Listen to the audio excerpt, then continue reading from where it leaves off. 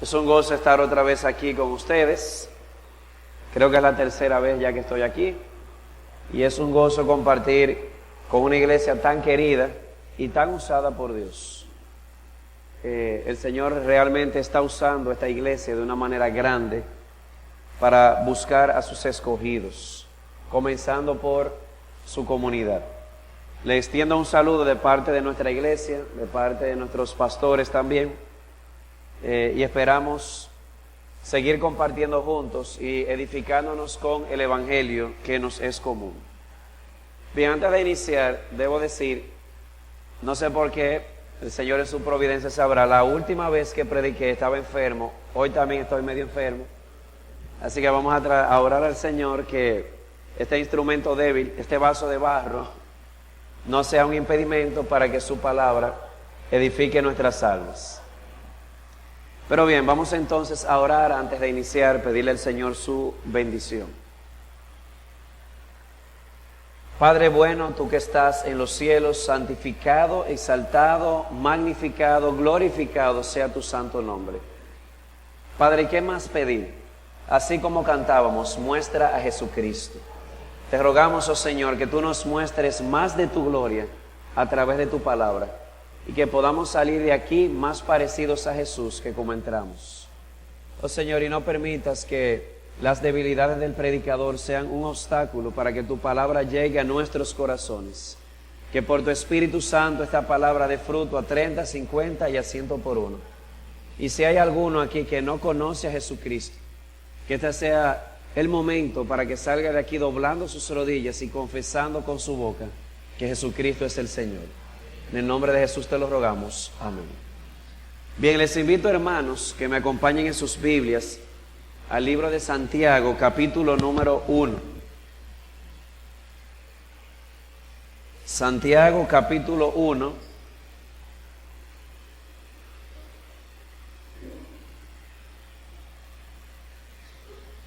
Realmente vamos a considerar más de una porción, pero el punto de partida está aquí en el capítulo 1. Dice así el versículo 1: Santiago, siervo de Dios y del Señor Jesucristo, a las 12 tribus que están en la dispersión, salud. No, entiendo que no tenemos tiempo para entrar en detalles técnicos de qué Santiago es el que escribió esta carta, excepto decir que tenemos la misma convicción tradicional de que este Santiago es el hermano del Señor. Pero interesante ver cómo se presenta, no como el hermano del Señor, sino como el siervo del Señor. Se dice que Santiago era pastor, anciano de la iglesia en Jerusalén, y le escribe, según el versículo 1, a las 12 tribus que están en la dispersión. Así que Santiago, el siervo del Señor, el pastor de la iglesia en Jerusalén, le escribe a israelitas que están dispersos. Algunos entienden que esta dispersión tuvo lugar o tuvo su inicio con la persecución de Hechos, capítulo 7 y capítulo 8. ¿Recuerdan lo que sucedió con Esteban? Ahí comienza una persecución y muchos judíos e israelitas creyentes, dice el capítulo 2, versículo 1, hermanos míos, que vuestra fe en nuestro glorioso Señor Jesucristo sea sin acepción de personas. Pero lo que quiero resaltar es que eran israelitas, pero su fe estaba puesta en el Señor Jesucristo. Eran cristianos, judíos cristianos, y que por una situación providencial se vieron separados de su pastor. Una situación de aflicción, pero usada en la soberanía de Dios para expandir su palabra. Así que, ¿cómo vamos a ver esta carta? Como las palabras de un pastor que por asuntos providenciales se vio separado de algunas de sus ovejas y ahora el pastor va tras ellas, va a ministrar a sus corazones a pesar de que estaban separados geográficamente. Y hay algo que quisiéramos resaltar acerca de estos hermanos. Recuerden el cuadro. Esta carta, ¿cómo la vamos a ver? Un pastor que por asuntos providenciales se vio separado de sus ovejas y ahora estas ovejas están en la dispersión. Ahora, ¿qué estaba sucediendo con estos hermanos en la dispersión? ¿Qué movió a Santiago, su pastor, desde Jerusalén a escribirles? Dice el versículo 2: hermanos míos, tened por sumo gozo cuando os halléis en diversas pruebas.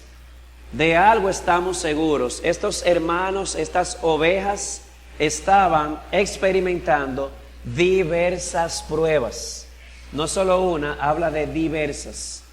Pero hay una en particular que quisiéramos resaltar. ¿Por qué? Porque entender esa prueba en particular nos va a ayudar a entender prácticamente el por qué Santiago escribió todo lo que escribió en esta epístola. Siempre decía, cuando habla de diversas pruebas, ¿qué tiene Santiago en su mente? Y bueno, al ser diversas hay muchas, pero hay una que se resalta en el libro, en todo el libro. Al parecer, estos hermanos fuera de su patria o dispersados estaban bajo la opresión de patrones ricos que al mismo tiempo eran inconversos. ¿Y cómo sabemos eso? Bueno, vamos a leer 3 referencias. Dice el capítulo 1, versículos 9 al 11: pero el hermano que es de humilde condición, gloríese en su exaltación, pero el que es rico en su humillación, porque él pasará como la flor de la hierba, porque cuando sale el sol con calor abrasador, la hierba se seca, su flor se cae y perece su hermosura, su hermosa apariencia. Así también se marchitará el rico en todas sus empresas.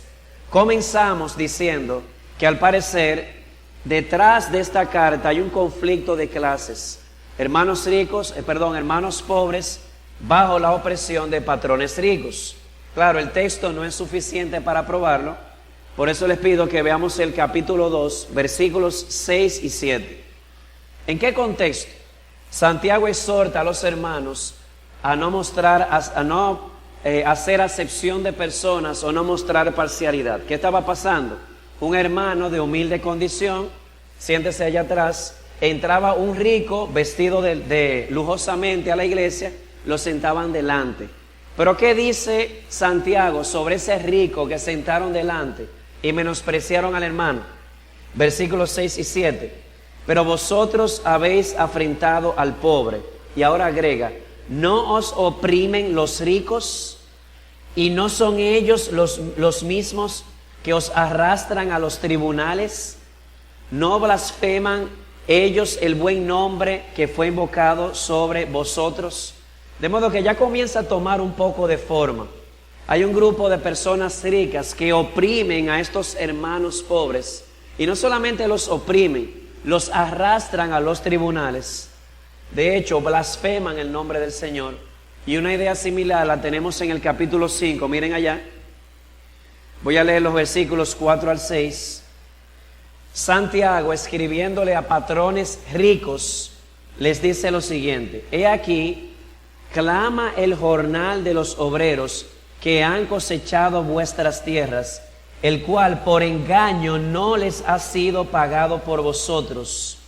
Y los clamores de los que habían cegado han entrado en los oídos del Señor de los ejércitos.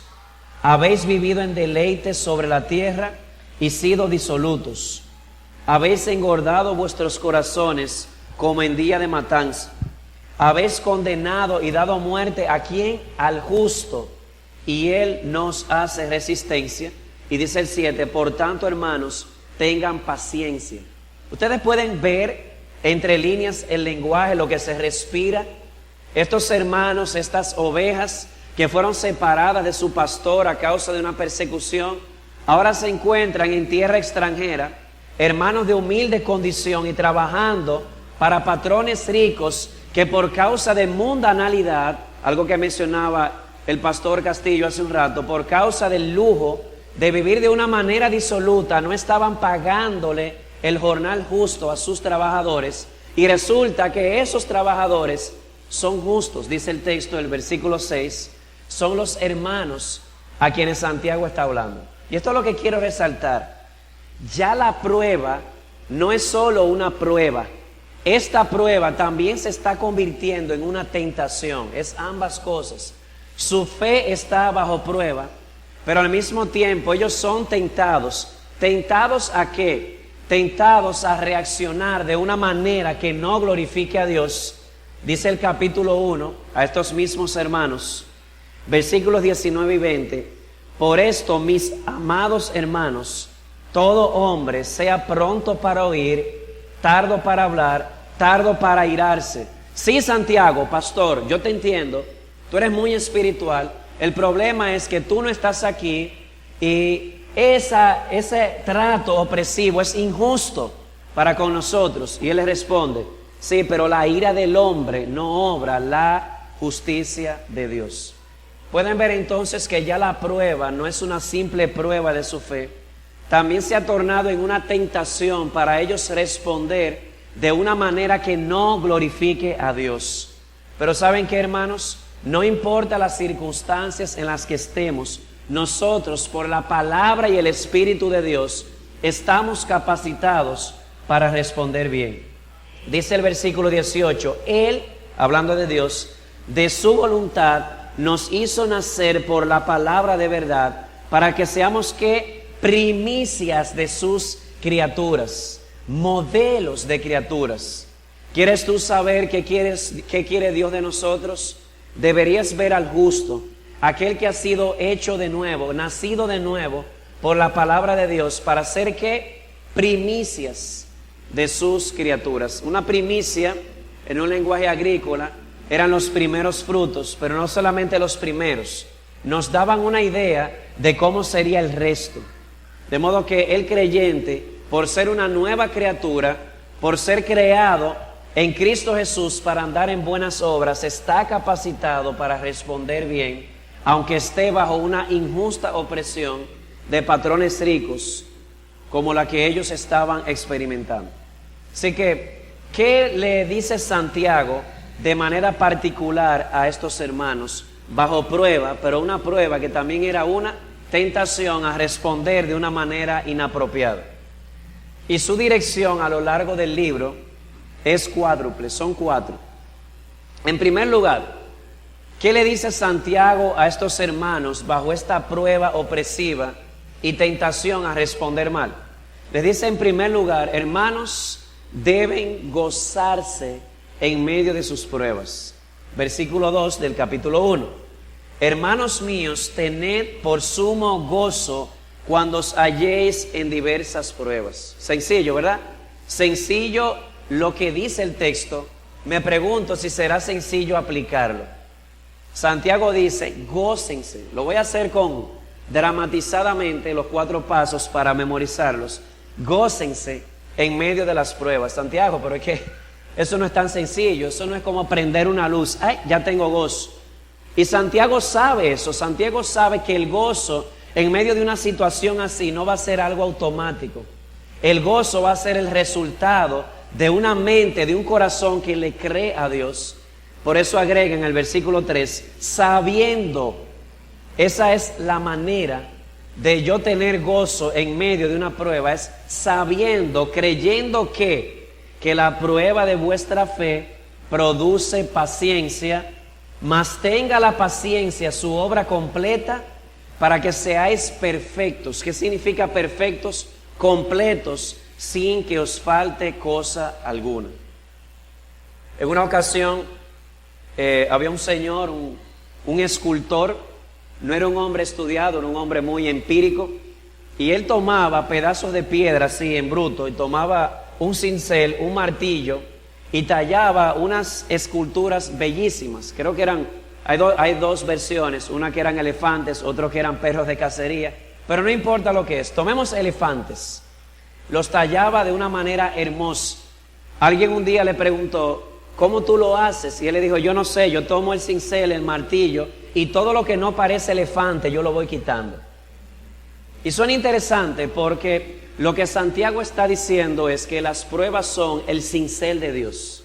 El cincel que Dios utiliza para comenzar a quitar de nosotros lo que no se parece a Jesús.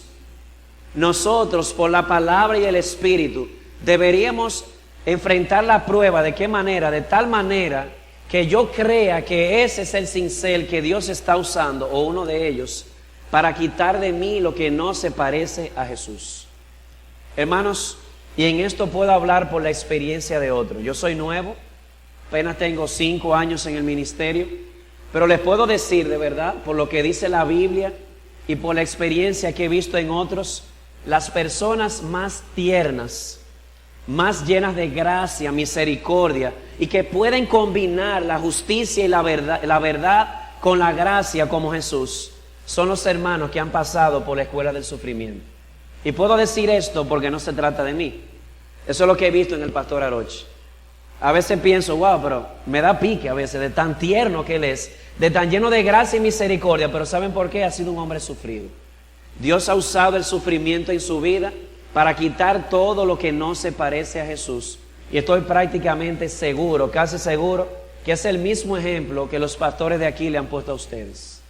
Dios ha usado eso. Entonces la pregunta es, volviendo al punto, ¿cómo puedo yo gozarme en medio de una prueba?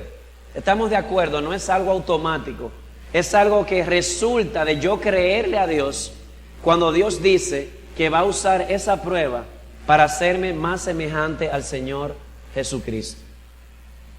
Romanos capítulo 8, versículo 28, un pasaje conocido, ¿qué dice? A los que aman a Dios, todas las cosas le ayudan a bien. Sí, pero a veces lo dejamos ahí, nos falta el por qué. ¿Por qué? Porque a los que antes conoció, también los predestinó. ¿Para qué? Para que fuesen hechos conforme a la imagen de su Hijo. ¿Por qué todo ayuda bien a los que aman a Dios? Porque todo eso Dios lo va a usar para hacer o formar la imagen de Cristo en sus hijos, en los creyentes.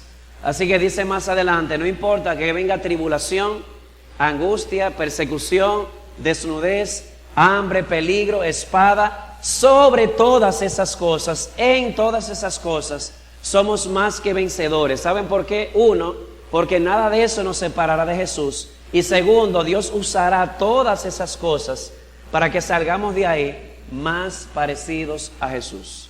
Así que estás en una prueba, no podemos negar que sea algo difícil de sobrellevar. Muchas veces es una tentación a negar a Jesús, pero gózate, hermano y hermana, al saber que es el cincel de Dios para que tú salgas de aquí más parecido a Jesús.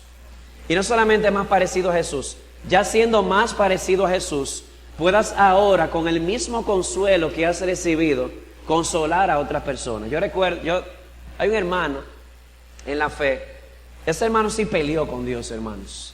Un hermano joven, muchas pruebas, una detrás de otra, una detrás de otra, una detrás de otra. Y él me decía, es que tú no me entiendes porque tú no estás en mis zapatos.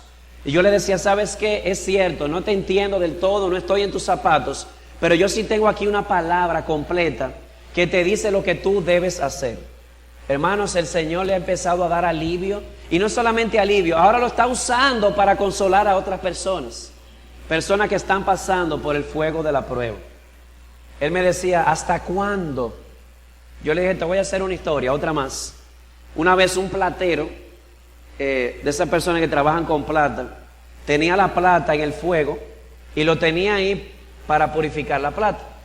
Alguien le preguntó, ¿cómo usted sabe que ya es el momento de sacar la plata del fuego? Y le dijo, bueno, cuando mi rostro se refleje en la plata, decía él, ya es el momento de sacarla. Él me decía, ¿cuándo va a terminar esta prueba? Yo le decía, cuando el rostro de Jesús se refleje en ti, Dios no ha terminado contigo. Aunque sea difícil, gócese, hermano, gócese, hermana. ¿Por qué? Porque usted sabe lo que Dios ya le ha revelado por aquí, que Dios va a usar esa prueba para hacerlo perfecto. ¿Qué significa perfecto? Sin que le falte nada para parecerse a Jesús. Así que, ¿cuál fue la primera dirección? En medio de la prueba, gozo. Segunda dirección, oración. Dice el versículo 5, y si alguno de vosotros tiene falta de sabiduría, pídala a Dios, el cual da a todos abundantemente y sin reproche, y se le dará. Él en segundo lugar le dice, pida sabiduría. Si alguno de vosotros se ve falta de sabiduría, pídala a Dios. Y aquí viene la pregunta clave. ¿Qué es la sabiduría? Bueno, si usted toma el libro de Santiago, vamos a ver más adelante, no es la única vez que se menciona la sabiduría. La sabiduría de Dios, oigan esto, en el capítulo 3, es lo contrario a la sabiduría del mundo, ¿verdad que sí? Capítulo 3, versículo 14. ¿Qué caracteriza la sabiduría del mundo? Dice Santiago que es terrenal, animal y diabólica. Oigan eso, solamente es terrenal. Todo lo ve en el plano de lo terrenal, no piensa en lo espiritual, no piensa en el mundo espiritual. Él no puede ver la mano invisible de Dios obrando. Vuelvo y repito, ¿qué es la sabiduría que aquí se menciona? Lo contrario de la sabiduría mundana, que es una sabiduría terrenal. ¿Qué es una sabiduría terrenal? Todo lo evalúa a la luz de lo terrenal, nada a la luz de lo espiritual. Y eso es un problema. Si usted tiene una empresa y su empresa quiebra y usted evalúa esa prueba a los ojos de lo terrenal solamente, usted dice perdí. Pero si lo evalúa a la luz de la sabiduría de Dios, que entiende que esto es un sincero, usted puede decir perdí materialmente, pero gané. ¿Por qué? Porque Dios utilizó esto para formar más en mí el carácter de Jesús. ¿Qué es la sabiduría? La sabiduría es aquello que puede ver la mano de Dios obrando en medio de las pruebas. Claro, estoy definiendo la sabiduría en el texto. Y aquí viene la pregunta. Cuando yo puedo ver mis pruebas a la luz de los ojos de Dios, cuando yo puedo ver el mundo espiritual y yo puedo ver la mano invisible de Dios obrando en mí a través de esta prueba, la pregunta es, ¿hace eso alguna diferencia? Bueno, miren el capítulo 3, el pasaje que mencionamos. Leo desde el 13. ¿Quién es sabio y entendido entre vosotros? Muestre por la buena conducta sus obras en sabia mansedumbre. Pero si tenéis celos amargos y contención en vuestro corazón, no os actéis ni mintáis contra la verdad. Porque esa sabiduría no es la que desciende de lo alto, sino terrenal, animal y diabólica. Porque donde hay celos y contención, allí hay perturbación y toda cosa perversa. Pero la sabiduría que es de lo alto, esa es la misma sabiduría que se menciona en el 1, la que se le pide a Dios y Él da. La sabiduría que es de lo alto es primeramente pura, es decir, enfocada en Dios. Luego dice pacífica, amable, benigna, llena de fruto de misericordia, y buenos frutos, sin incertidumbre ni hipocresía. Así que ahí están estos hermanos bajo una prueba, no cualquier prueba, viviendo en un lugar fuera de su patria, bajo la opresión de patrones ricos, con el riesgo de yo morir de hambre y al mismo tiempo loco por explotar en ira y decirle 3 cosas, maldecir con mi lengua. ¿Le suena familiar eso? A ese jefe que tengo. Pero ahora Santiago le dice, mi hijo, yo sé que es difícil, pero uno, recuerda lo que ya tú sabes. Esta prueba es un cincel. Dios te está moldeando a la imagen de Jesús. Gózate. Pero es que yo no lo estoy viendo, yo no puedo ver la mano de Dios en esto. Bueno, pues pídele a Dios que te dé la sabiduría de lo alto. Esa sabiduría que te lleva a ver la prueba a la luz de la mano invisible de Dios. Y cuando tú puedes ver la prueba desde la perspectiva de Dios, ¿cuál va a ser el resultado? Aunque tu jefe sea un opresor injusto, ¿cómo vas a responder? Bueno, con amabilidad, con pureza, con benignidad, con misericordia, con buenos frutos y sin hipocresía. Sí, porque a veces uno está el Señor le bendiga al jefe, por adentro que se lo trague la tierra. Pero realmente, ¿qué dice Santiago? Que cuando yo veo la prueba a la luz de la perspectiva de Dios, yo estoy capacitado para hacerle el bien y hacerlo de corazón. ¿Por qué? Porque Dios me ha dado los ojos, la sabiduría, para ver su mano invisible usando esto para trabajar conmigo. Él trabajará con el otro, pero Él está usando esto para trabajar conmigo, para que yo sea perfecto, completo, sin que me falte nada. Así que Santiago, el pastor, le dice a sus ovejas apartadas de él, bajo prueba, bajo tentación, ¿qué les dice? Número 1, Ahora, ¿es el gozo automático? No, es el producto de creerle a Dios cuando Dios dice, lo voy a usar para ti. Segunda cosa, Santiago le dice, oren pidiendo ¿qué? Pidiendo la sabiduría de lo alto. ¿Qué hace la sabiduría? Le permite evaluar la prueba a la luz del ojo de Dios. Puede ver la mano invisible de Dios obrando. Y cuando yo pienso de esa forma, no solamente de manera terrenal, cuando yo pienso así, ¿hace eso diferencia en el trato? Claro que sí. La sabiduría de lo alto es pura, pacífica, amable, llena de buenos frutos, sin vacilación y sin hipocresía. Pero hay una tercera dirección a estos hermanos bajo presión. Y es, resistan. Lo voy a ilustrar así. Gozo, oración, resistan. ¿Resistan qué? Vamos a leer versículo 12 del capítulo 1. Bienaventurado el varón que soporta la tentación, porque cuando haya resistido la prueba, recibirá la corona de vida que Dios ha prometido a los que le aman. Cuando alguno es tentado, no diga que es tentado de parte de Dios, porque Dios no puede ser tentado por el mal, ni Él tienta a nadie, sino que cada uno es tentado cuando de su propia concupiscencia es atraído y seducido. Entonces la concupiscencia, después que ha concebido, da a luz el pecado, y el pecado, siendo consumado, da a luz muerte. Tercera dirección, resistan. ¿Resistirse a qué? Resístanse a la tentación de explotar en ira. Versículo 19 y versículo 20. La ira del hombre no obra la justicia de Dios. Aquí está este hermano bajo una opresión, prácticamente al riesgo de morir de hambre. Santiago le dice, gózate, mira la mano de Dios obrando en ti. Si no lo ves, pídele que te deje ver su mano. Pero además él está bajo la tentación de explotar en ira, como si la ira nuestra puede obrar la justicia de Dios. Y usted dirá, hermano, pero unos hermanos que están expatriados en una tierra extranjera no pueden hacer mucho contra su jefe. Usted tiene razón, no puede hacer mucho porque fácilmente cogía cárcel, como dice el 2. Pero había algo que sí podían usar. ¿Qué podían usar ellos? La lengua, capítulo número 3. Dice Santiago, ¿cómo es posible que ustedes, primicia de sus criaturas, usen su lengua para bendecir a Dios el domingo y durante la semana para maldecir a su jefe, para maldecir a otros que han sido creados a semejanza de Dios? ¿Saben qué? Yo recuerdo a alguien una vez que dijo, nosotros creemos que tenemos el derecho de airarnos injustamente cuando otro nos trata mal. Pero la realidad es que no tenemos el derecho de reaccionar mal. Tenemos los recursos, la palabra y el espíritu para responder bien. Y cometemos un error garrafal, como dice mi hermano José, de pensar que son las circunstancias las que nos hacen pecar. Pero déjenme ilustrarle algo. Tengo aquí una botella. No la voy a destapar, pero si la destapo y la muevo, el agua se va a derramar. ¿Por qué se derrama el agua? ¿Por qué se derrama? Algunos dicen porque la moví. No, en esencia no, porque si no hubiese agua adentro, por más que yo la mueva, el agua no se derrama. Se derramó el agua porque hay agua adentro.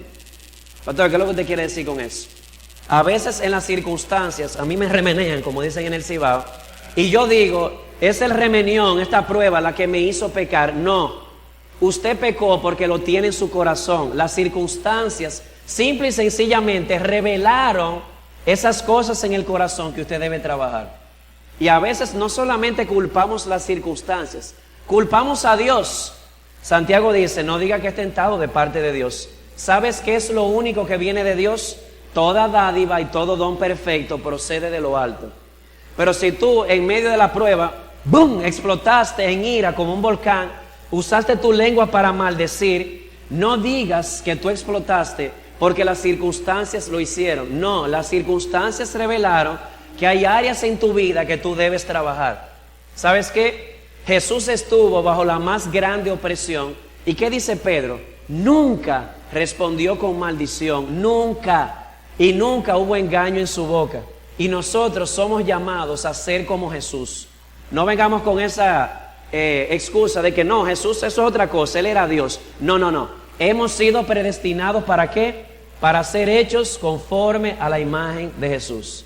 Así que si un día, bajo alguna prueba, explotaste, no digas, las circunstancias lo hicieron. No, las circunstancias revelaron que había agua aquí adentro, había soda. Hay un pecado que debes trabajar en tu vida. Y mucho menos digas, Dios lo hizo. No, de Dios solamente viene lo bueno, lo que te beneficia. Si tú explotaste fue porque tu concupiscencia fue revelada por medio de las circunstancias. Y ustedes saben que eso es curioso, porque a veces le decimos, Señor, cambia mis circunstancias, y Dios las deja para cambiarnos a nosotros. Eso es lo que sucede. Entonces, hermano, tú estás capacitado por la palabra y por el Espíritu para gozarte en medio de la prueba, porque tú tienes un conocimiento que otros no tienen. Tú sabes que este es el cincel de Dios para ti.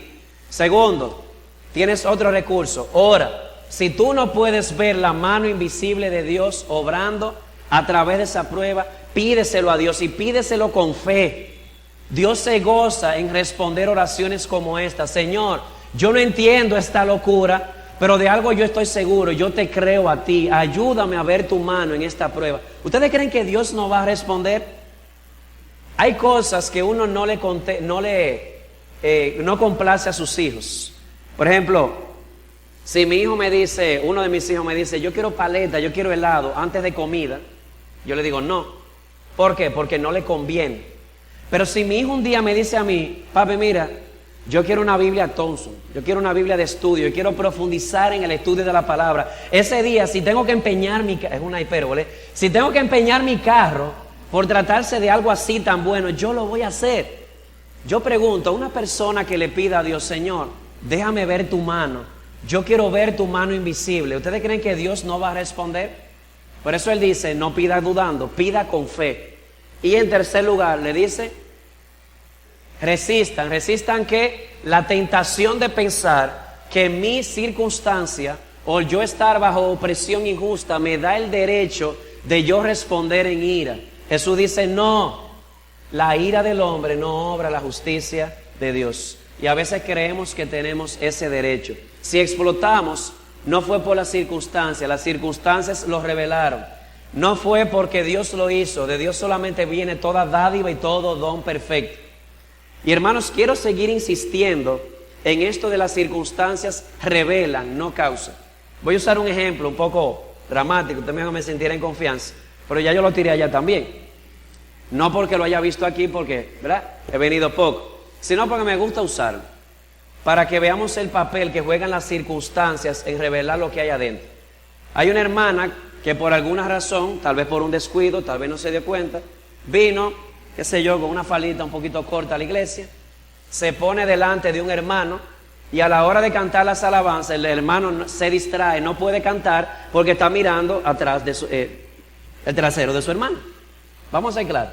Ahora él culpa a la hermana porque él no pudo concentrarse. ¿Ustedes creen que Jesús va a aceptar esa excusa? La hermana que me diste, no. Primero, ¿qué hacías tú mirando para allá? Segundo, eso reveló que hay concupiscencia en tu corazón con la que tú debes trabajar. Si Jesús hubiese estado sentado ahí, te aseguro que no hubiese pasado eso. Hermanos, las circunstancias no causan, revelan que hay áreas en el corazón que debemos traer a los pies de Cristo, que debemos sacrificarlas a sus pies, que debemos cambiar. Y uso ese por un ejemplo como que, eso sí es verdad, y pasa mucho. Las circunstancias, la opresión, la injusticia, no me dan el derecho de responder con injusticia. ¿Por qué? Porque la ira del hombre no obra la justicia de Dios. Y aquí está el hermano. Y entonces, no puedo hacer nada, no puedo rebelarme, me la tengo que pasar orando y contento entonces. ¿Qué hago entonces en esta situación? Bueno, gózate, tú sabes, sigue orando, resístete a la tentación, pero y entonces, y esa injusticia, y aquí viene el último paso, capítulo 5, Santiago le dice, sé paciente, espera con paciencia, porque Jesús regresará y hará justicia. Versículo 7, por tanto, hermanos, ¿quiénes son esos hermanos? Bueno, los que según el versículo 5 y 6 no se le está pagando y se está muriendo de hambre. Él le dice, por tanto, hermanos, tened paciencia. ¿Ven? La última dirección. Tengan paciencia hasta la venida del Señor. Paciencia como quién. Miren el labrador, cómo espera el precioso fruto de la tierra, aguardando con paciencia hasta que reciba la lluvia temprana o tardía. Dicho de otra manera, ¿tú has visto el agricultor? Cómo siembra, cómo espera la lluvia temprana y tardía, para después esperar ver el fruto que él tanto esperaba. Luego agrega, tened también vosotros paciencia y afirmad vuestros corazones. ¿Por qué? Porque la venida del Señor está cerca. Hermanos, no se quejen unos con otros o contra otros, para que no seáis condenados. He aquí, el juez está delante de la puerta. Nuestra ira no obra la justicia de Dios, pero ¿saben qué? Jesús hará justicia cuando venga por segunda vez. El juez está a la puerta. Y le agrega otro ejemplo más de paciencia. Hermanos míos, tomen o tomad como ejemplo de aflicción y de paciencia a los profetas que hablaron en el nombre del Señor. ¿Ustedes han visto la historia de Jeremías? Lo que ese hombre sufrió. Lo mínimo que le pasó fue que lo tiraron en una cisterna. Dice Santiago, miren a su hermano, al profeta Jeremías, todo lo que sufrió por causa de la verdad. Imiten su paciencia. ¿Ustedes creen que están sufriendo? ¿Ustedes han considerado el ejemplo de Job? Último ejemplo. He aquí, tenemos por bienaventurados a los que sufren. Habéis oído de la paciencia de Job y habéis visto el fin del Señor. Lo que pasa es que ustedes están viendo solo el principio, pero ustedes también pueden ver el fin del Señor, que el Señor es muy misericordioso y muy compasivo. Sean pacientes. Miren el agricultor, no solo el agricultor, miren a los profetas. ¿Tú crees que está sufriendo? Oye lo que pasó un hombre llamado Job. Lo pierde todo, perdió su salud, perdió sus hijos, perdió su riqueza, perdió su casa, pierde a su esposa prácticamente, que le dice maldice a Dios y muerte, pero decidió esperar en Dios. Y todos nosotros, dice Santiago, sabemos cuál fue su fin. Al final podemos ver que Dios tenía mejores razones que las nuestras para dejarlo pasar por esa prueba. Dios es bueno, Dios es misericordioso y bondadoso. Así que, amado hermano, bajo prueba, claro, el gozo no es automático, es el producto de yo creerle a Dios, de que las pruebas son ¿el qué? ¿El qué? El cincel de Dios para quitar de mí todo lo que no se parece a quién. Segundo, orar, pidiendo ¿qué? Sabiduría. Esa sabiduría que puede ver la mano invisible de quién, obrando en mi aflicción. Y cuando yo tengo esa sabiduría, ¿hace eso diferencia en mi trato? Claro. ¿Qué para esa sabiduría? Pureza, amabilidad, buenos frutos, sin vacilación y sin hipocresía. Tercero, resistan a la tentación de pensar de que la injusticia que experimenta les da derecho a explotar ¿en qué? En ira injusta. ¿Obra la ira del hombre puede obrar la justicia de Dios? No. ¿Las circunstancias producen el problema? No, simplemente revelan el problema. Míralo, no veas el problema ni en las circunstancias ni en Dios, sino en tu corazón. Dios no ha terminado contigo. Y por último, espera, sé paciente. ¿Hasta cuándo? ¿Por qué? Porque el juez está a la puerta. Él hará justicia. Y posiblemente, hermano o hermana, tu prueba no sea como esta. Tal vez sí, tal vez no. No conozco cuál es la prueba por la que estás pasando, pero de algo estoy seguro. Hay algo que puedes ir haciendo mientras estás bajo prueba. Gózate en lo que Dios está haciendo en tu vida. Pídele a Dios que te dé sabiduría. Resístete a la tentación de pensar que tienes el derecho de pecar cuando otro peca contra ti. Cuarto, espera paciente hasta la venida del Señor. Y si hay alguien que está aquí que no conoce al Señor Jesucristo, tal vez un hijo de un hermano, de una hermana, tal vez un visitante, un familiar, un amigo, escucha esto: el juez está a la puerta. Jesús va a regresar. Eso no es un cuento de hadas. La venida de Jesús es tan cierta como el hecho que Él resucitó y más de 500 personas fueron testigos. Jesús va a regresar. Y cuando Él regrese en gloria, la Escritura dice que el cielo se enrollará como un pergamino, aparecerá la señal del Hijo del Hombre y separará las ovejas de los cabritos como el pastor lo hace. Les dirá a los de su derecha, vengan, el juez dirá, vengan a las ovejas, hereden el reino que ha sido preparado para ustedes, y ustedes, hombres malos, apártense de mí, nunca los conocí. El juez está a la puerta. Pero esta es la buena noticia, tú no tienes que estar del lado de los cabritos, puedes estar del lado de las ovejas. ¿Y cómo? Si yo he pecado mucho. La buena noticia es esta: Cristo Jesús vino al mundo para salvar pecadores, entre los cuales yo soy el primero. No importa el color del pecado, no importa el tamaño del pecado, la muerte de Jesús en la cruz es suficiente para él cargarla, llevar tus pecados, llevar tu culpa. Y en aquel día, cuando Jesús venga, si alguien se atreve a levantarse y decir, ese pecó mucho, ¿cómo que es justo? Se va a levantar el mismo juez y va a decir, sí, pero ves esa herida que está ahí, ves esos clavos, fueron por él. Él ha sido justificado, ella ha sido justificada. Vengan, benditos de mi Padre, hereden el reino. Así que, amado amigo, si tú has oído hoy la voz de Dios, no endurezcas tu corazón. Ven a Cristo y tú vas a ver lo que es vida de verdad. Vida en abundancia. El Señor sea la gloria, el Señor les bendiga y les guarde. Oremos. Padre, te damos gracias una vez más. Te damos gracias y te pedimos perdón. Al mismo tiempo, te pedimos perdón porque confesamos y admitimos que muchas veces no hemos reaccionado como primicias de tus criaturas. Perdónanos, oh Señor, por haber reaccionado de una manera que no glorifica tu nombre, y peor aún, porque muchas veces hemos culpado las circunstancias y aún a ti. Padre, pero te damos gracias de que tú vuelves a tener misericordia de nosotros. Gracias por la cruz de Jesucristo y gracias por darnos las direcciones, mostrarnos el camino que debemos seguir en medio de las pruebas. Oh Padre, si hay aquí algún hermano o hermana que esté bajo prueba, te rogamos, oh Señor, dale sabiduría, que pueda ver tu mano invisible obrando en su vida. Y si hay aquí alguno que no te conoce, oh Señor, muéstrale por tu palabra y por tu espíritu la belleza de Jesucristo. Tráelo hoy a los pies de Jesús, de tal manera que salga de aquí, de este lugar, ahora, hoy, doblando sus rodillas y confesando con su boca que Jesús es el Señor, para gloria tuya.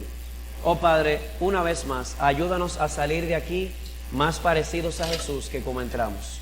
En sus méritos te lo rogamos. Amén.